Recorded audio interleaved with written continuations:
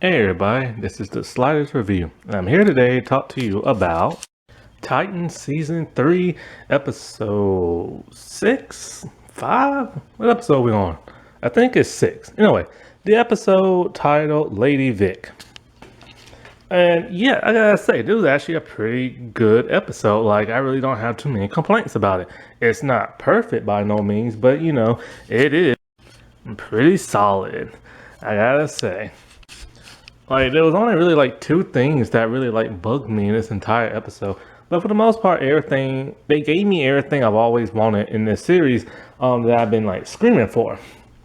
You know, like the emotion, actual like story building, to where things are somewhat consistent, somewhat. And you know, like people interacting with each other, not just like one or two people throughout the entire episode. But like I said before, you know, it's not perfect. But it is, like I said, like a pretty solid episode. Now, Lady Vic, she is from the comic books. I've never heard of her until now. All I know is that she looks like this in the comic books.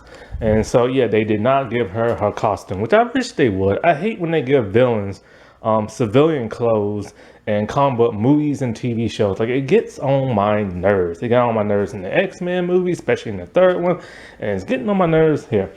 But yeah. So basically, it starts off with her. She's in a cafe, and there are the two cops. They're talking, and the male cop is kind of like getting on her nerves. But then when she goes outside, she disables their car, and then she kills both of them. And then she heads into Gotham. And now she is one of Crane's new recruits. Yeah, he's recruiting people now. I don't get this Scarecrow. I don't get why this dude is such a mastermind. Now, I will say this. Because of the actor's personality and the way he looks, he should have played Hugo Strange. That would have made more sense of him being a mastermind, manipulating people, controlling people, and like figuring out this and that. You know, it would have made a whole lot more sense. But they just didn't go that route for some reason. So we get a nice little flashback, and it's 6 years ago. And we see a woman. Well, first we see like a building with the bat sitting on, and we hear, I believe, if I'm not mistaken, I do believe we hear the Batman theme from the 80s movie. So that was pretty cool. The Batman 89 movie. It's always nice just to hear that, but it's kind of becoming like a recurring like meme in my opinion, where it's kind of like, okay, yeah, that's cool and everything, but make up your own stuff. I mean, Nolan made his own thing up, make up your own stuff. But yeah, we see a woman, and she's trying to steal like some jewels and stuff. And then out of nowhere, we see Robin, the Dick Grayson Robin. He's back in his old Robin costume, because of course this is a flashback. And it was nice to see the actor who plays him back in his Robin costume. I will say, the Jason Todd Robin outfit is a whole lot better than the Dick Grayson one. The Dick Grayson one is okay, except for two things. The cape looks weird. The cape on Dick always looks strange. It's puffed up in a weird way. It's short. It just never looks right. Now the Tim Drake one, that's not the Tim, but Jason Todd one, that's a nice one. Now the other thing about the costume I never liked is the sleeves. I've never liked the sleeves on Dick's costume. Because, okay, at the part with the shoulders, it's like this big, puffy, hard rubber armor-like material. Then the sleeves is just regular cotton fabric. And then the gloves are these big, bulky, like rubbery gloves. And it just don't look right. And so we see him try to stop her. They fight a little bit.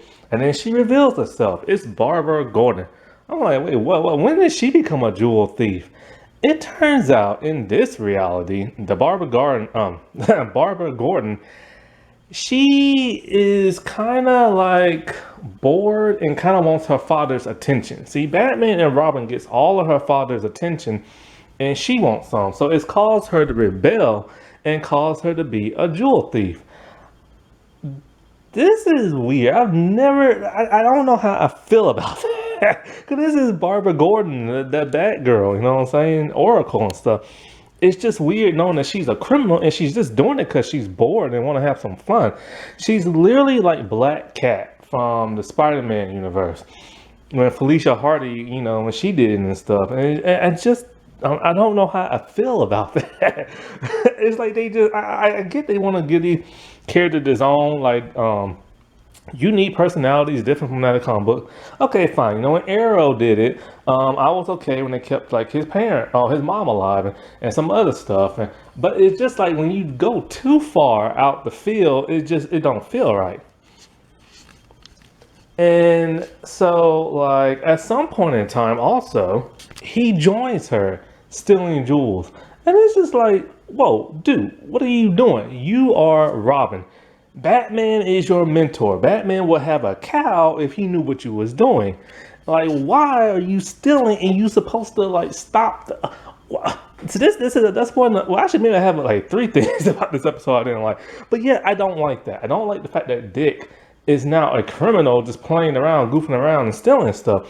And they're stealing it and they're keeping it. But both of them at other points in time are like, maybe we should give it back. It's like, gee, you think? Now, speaking of, you know, if Batman knew about this, there's a reason kind of for this. Okay, so this is a 6-year time jump backwards, a flashback. And if memory serves us correct, remember that, okay, let's see, it's 3 seasons. So it's really about 2 years ago, the events before season 1. But if you want to count the 3rd season as the 3rd year, then fine. Okay, whatever. Now let's go back a little bit further than that. In episode 2 of season 1, titled Hawk and Dove, they did a flashback.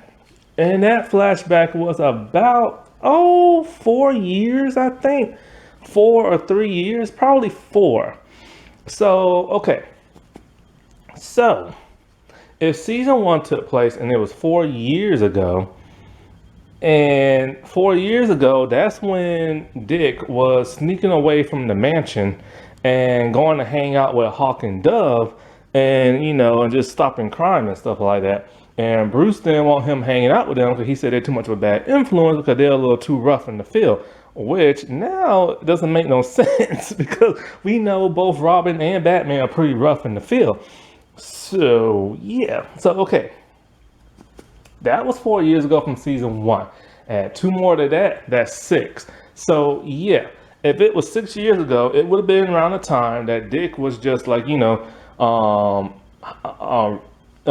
ditching Batman to go hang out with some of his superhero friends and stuff. And that's when he was still like a nice guy and wasn't like trying to like murder people in the street and stuff like that. So, yeah. So that's kind of interesting. So within that 4-year time period, from that flashback of episode 2, season 1, on that 4 years, at some point in time, they formed the Titans, which makes no sense because, like I said before, there was never no indication that the Titans were ever formed when they was hanging all out in season 1. But this show, hey, you know. So they're making out in there about the clickety clack when all of a sudden Barbara sees like this giant like gunshot wound on Dick. And yeah, it's the flashback is actually a dream sequence. He wakes up because this is now piggybacking off 2 weeks ago when he got shot by that cop. And so he's hurt and everything. And the other Titans, they show up and they're pretty furious that he went after Jason all by himself. And Starfire is really pissed, but ooh, Beast Boy is livid, man. And this is exactly what I wanted to see a couple of weeks ago. I wanted to see emotion, and I'm finally getting that with these characters. It was kind of like they were just like emotionless after Hank died. But Beast Boy literally tells him, you know, Hank literally just died. We don't need you dying too. And it's like about freaking time, man. It's like when the showrunner saw that, like, oh, we need some emotion. Something I wanted to point out. When Beast Boy was getting pissed at Dick for going off on his own, when he started getting angry, he turned green and his face was turning into a tiger. And I'm wondering, was he just getting legit mad and turning? Or is some of that canvas crap is still in him, I'm wondering. Who knows, you know? Now, in this episode, Starfire doesn't have a chance to tell him about Blackfire, because he doesn't want to hear about it. And it's kind of interesting. Throughout this whole episode, he was kind of acting like Bruce Wayne, or Batman, I should say. And it's kind of, yeah, the dude is literally becoming Batman. And so, like, in the way he's talking to some of the people and then how he's just shrugging stuff off, and he's very Batman-ish now and stuff. So we see Crane and we see Jason, and they're at like some kind of medical facility, and they're talking about this and talking about that, and Jason's kind of getting on his nerves the time we need to do this and need to do that, and he's all like, patience, blah, blah, blah, blah, blah. And basically it's just kind of like, you know, Jason is really getting on his nerves because Jason is very angsty and just wanting to go out in the field and mess people up and stuff like that, and making more of the fear toxin and stuff. And Crane literally, and then Jason's all like, you know, you need me, blah, blah. And Crane literally lets the dude know that, you know, dude, you're expendable. I got others. And then in walks Lady Vic. Now, Lady Vic stands for Lady Victim. And she comes in with her sword and she goes all Kill Bill Bride on these doctors and stuff. And I mean, I like the choreography that they did and stuff like that. And when she gets through killing all of them, there's one that's kind of like in the by the door, and he's kind of like wiggling, and she just like walks by and just like stabs him and everything. But she leaves the patient alive, and he literally lets Jason know, see, I don't need you. I got others if I need it, you know. So she is his new recruit. So like after all that happened, Vic is talking to Corey, and he's basically telling her like, hey, you know, this medical facility got hit up and we need to go investigate it, so come on. And then he sees Blackfire, and so it's kind of like, you know, that's the thing she wanted to tell him. And he keeps bringing up, oh yeah, the one who killed your boyfriend, the one who wanted to kill you, the one who's trying to take over, and all this other stuff. And he's just kind of like, whatever. And he basically tells her like, come on and stuff. Like, he's being very Bruce Wayne-ish. Now, before I get into them going to the medical facility, I will say this. So Starfire and Dick, you know, they hear about the murders at the medical facility, and they go to investigate it. And at this point, Starfire is still pissed off at Barbara because she let a cop shoot Dick and everything. It's nice to see Starfire like get pissed, because she always gets pissed every season at like a female that's somehow tied to like Dick. She was mad at Raven in season 2. She was mad at Wonder Girl in season 1. And it's kind of like, but they still haven't brought back. They do make a reference to something else. I'll get to that a little bit later. But yeah, this is one part that really pissed me off a lot. And I mean a lot right here. When they go to investigate, a cop stops them and he calls them by name, and they're all like, yeah, that's us. And they're all like, well, Barbara Gordon said, y'all can't come here, and you know, and this and that. And so they leave. And this is what bugs me. They're going to investigate a crime scene. And they're doing it in their civilian clothes, especially Dick. Now, this is what's so confusing. How does everybody in Gotham not know who this dude is? Everybody should know he's either Robin or Nightwing. Because, okay, this right here is the new lineup of Titans. See him? See everybody? And do you notice something? One of them's wearing civilian clothes. The other one is basically wearing a costume that looks like civilian clothes. And the other one is actually wearing a costume. But these three people are not wearing masks. And not only are they not wearing masks, but two of their hairstyles is very distinguishable. You know? Like, you can identify them out of like a lineup.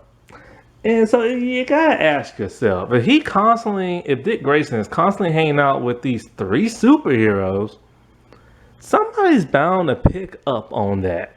And not to mention, they always investigate crap in their civilian clothes.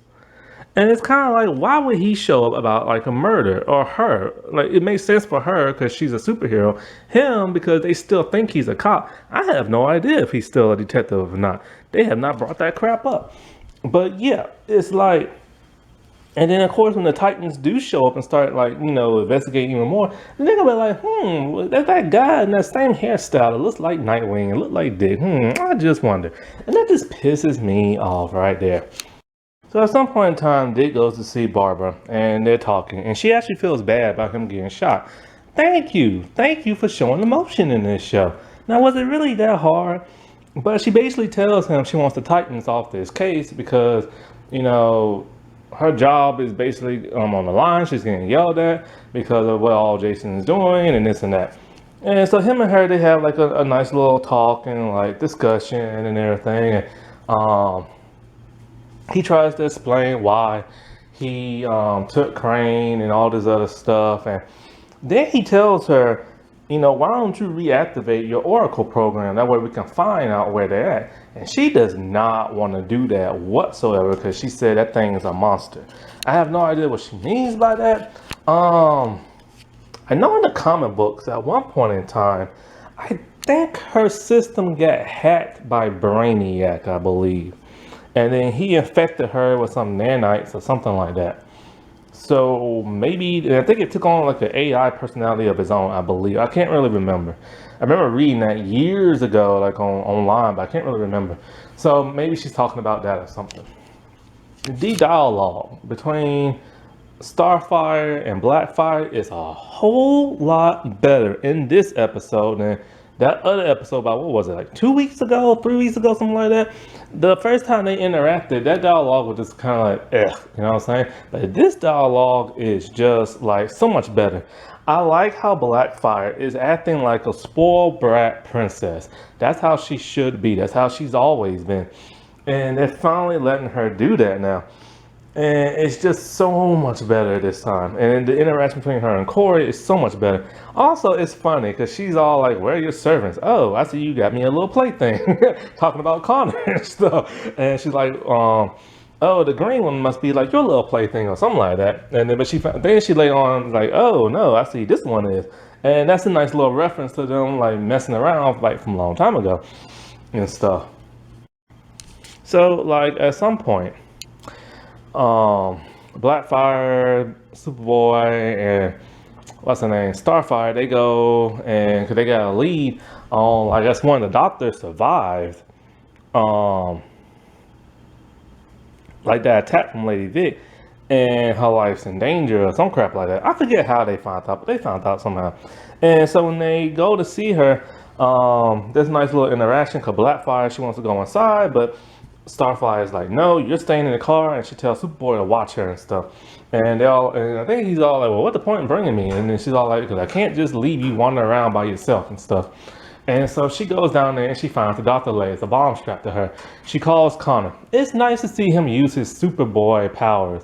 He's using his super hearing. He rushes down there with his super speed, and then they do the whole him creating like some kind of like device to shut off a bomb that they did in episode, what was it, like 3 or something like that. And but here's the thing, we've already seen him do that trick once. It was very impressive. It was a highlight, and now we don't need to see it again. Like, don't ruin something that's good. But this time he actually does it in time and saves the lady, and that's all we see, the doctor lady. Because Crane has stole the device. I think that's what it was. I don't think she was a doctor lady. I think she was like a lab assistant, something like that, for like a project, and he stole this device and stuff. Well, she's something, but she's wearing a lab coat, so she's a something. So then when they get back to the car, Blackfire is gone. See, Blackfire was trying to help them figure out where Crane was at, and she told them, why don't you just talk to the rats? Basically mean like the servant people, minions, stuff like goons, stuff like that. And you start asking a bunch of like other bad people, and somebody will eventually rat him out. And so Corey didn't want to hear that before, but when they do get back to the mansion, they see Blackfire is there, and she tells them, hey, I got a lead on Crane and everything because I did what I told you to do and you didn't want to do it, and I actually found out where he's at. So I'm thinking to myself, are they trying to redeem Blackfire? Are they trying to make her like a hero? I just don't know because, like I said, in the ending of season 2, I thought she was gonna be a major villain and stuff. Now she does, and her and the whole Superboy thing, that's kind of interesting because it's like she thought he was her manservant, and so like, he's kind of picking up on that. Where he's kind of like interested. Like, you see, he kind of likes her, and them two do have a nice rapport when they talk. She basically tells him how she's the black sheep of the family because she's the only one in the family who don't have fire powers. I didn't know that. I assumed she did. Because especially when she was in that stasis field thing. But I guess that was to like suppress her like super strength and stuff. So yeah, that's kind of interesting to know. So like Dick and Gar, they are back. Well, Gar is back in the Batcave, and Dick is back at the medical facility. He snuck in. He's in the ventilation system. He's gonna plant a device so he can like download like something off the security system. And him and Gar are having a pretty interesting conversation. It's not like he tells him, he understands that he's upset. Let's talk it out. And they're just having like a heart to heart. But of course, Dick is kind of being like the man's man and kind of like a Batman type thing. And Beast Boy pretty much tells him like, were you there to kill Jason and stuff because of what all he's been doing? And I forget exactly what Dick says, but it does calm Gar down a little bit, but to a certain extent. But he's still upset. Back at the police station, Barbara gets a call on the Bat phone, a nice little red phone. It's an updated version from the Adam West red phone. And she gets a call from Bruce. And he tells her, don't tell Dick, I need you to come here, or something about like where it all started, or something like that. So it's probably Crime Alley or something like that. So she goes. Now this is one part of the episode that's kind of interesting and cool, but it makes no logical sense. So, okay, after they planted the bug in the medical facility, they could only get audio. They couldn't get visual. And so Dick said, I'm going to teach you a trick that Bruce taught me. And it's to determine the height of the person and what kind of weapon they use and what they're doing in the room. So basically, it's like he listens to the audio, he closes his eyes, and somehow he's able to determine the height of the killer, how to kill, what type of weapon the killer used, and how the killer used the weapon, just by hearing the swoosh noises and the sounds of the people. There's no way that is possible. It can't be. It can't be. There's no way to figure that out. But it is cool because it shows that, hey, the dude was taught by the greatest detective of all time, even though this version of Batman does not act like the greatest detective of all time. I mean, yeah. But here's another interesting thing. He has Gar act out the movements with like a tiny blade and then a sword. Of course, this was all just so one, Gar could have something to do that's cool, and two, Ryan Potter, the actor, is an actual martial arts genius in real life. Like, the dude is no joke. Like, he will bust you up. He's like Tommy from Power Rangers. That's how good the dude is, Like, he actually auditioned via video to be Tim Drake in the DCEU, but that didn't happen. So then he got cast as Beast Boy, and now this new actor is Tim Drake. I'll get to him a little bit later. So yeah, this scene was really just to make him look cool and give him something to do because, once again, Beast Boy does nothing. He does nothing in the show. But yeah, Dick is able to determine not only the height of the person, the weapon, but the exact type of weapon and where the person was stabbed. And then he figures out, he knows exactly who this person is. We get another flashback. And so it's him and Barbara. They're going to steal like a jewel diamond and stuff. I do not like them two being jewel thieves. Like, I'm sorry, I don't like that. But anyway. But then as they're about to steal that, a lady shows up. It's Lady Vic. And she's all like, I'll take that. And so her and Barbara, they fight. And then Dick, he fights, I guess, like her boyfriend and stuff. When Lady Vic starts seeing her boyfriend get beat up. She throws a knife at Dick to try to kill him. Before she throws it, Barbara runs into her, and the knife deflects and it goes into her boyfriend and it kills him. So she has a vendetta against Barbara and stuff. But like I said, this was 6 years ago. She gets a call from Dick, but she ignores it. And I don't know if I mentioned this or not, but like, okay, so remember when Bruce Wayne called her on the phone? It wasn't actually Bruce. Lady Vic, acquired by Crane, had like a device that synthesized Bruce Wayne's voice and that lured Barbara to that dark alley and stuff. It's just so weird seeing Crane, this pothead, weird dancing dude, like, you know, be like this mastermind. It's just weird. But she's upset, and so like she attacks Barbara and everything. And I'm thinking to myself, uh-oh, because her gun got knocked out of her hand. Boy, let me tell you, Barbara went all Oracle comic book on her.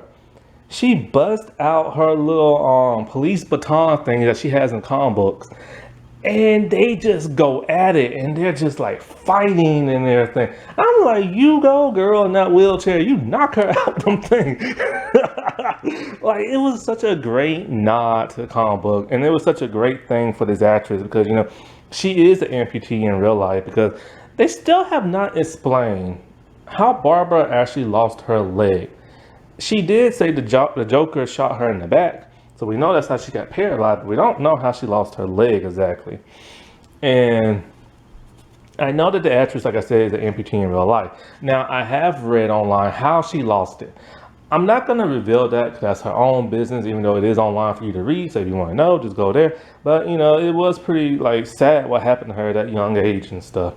And I knew for a fact we'll be able to see flashbacks of her standing up and stuff because she has a prosthetic leg. And so they had to really work around her choreography and stuff. A lot of it's like from far away with the stunt double, but the close-up stuff is hand in hand with her. And so, you know, that's just great to see, man. Like, you just don't see this on TV every day and stuff because of the limitations and stuff.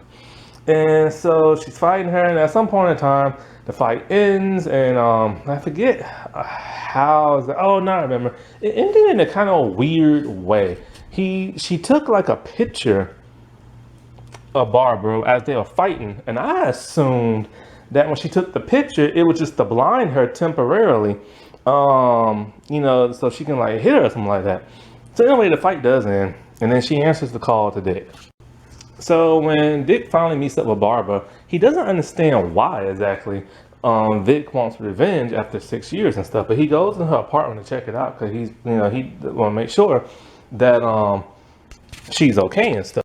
Oh, something I forgot to mention. So Lady Vic, she knows who Barbara is. She knows Barbara used to be Batgirl and Oracle. She knows that Dick used to be Robin and is now Nightwing. She knows that Batman is Bruce Wayne. Why? The Scarecrow. Basically, everybody he's recruiting, he's letting everybody know. And I'm surprised he's not letting more people know, because that could just expose everybody, and then they're all totally screwed.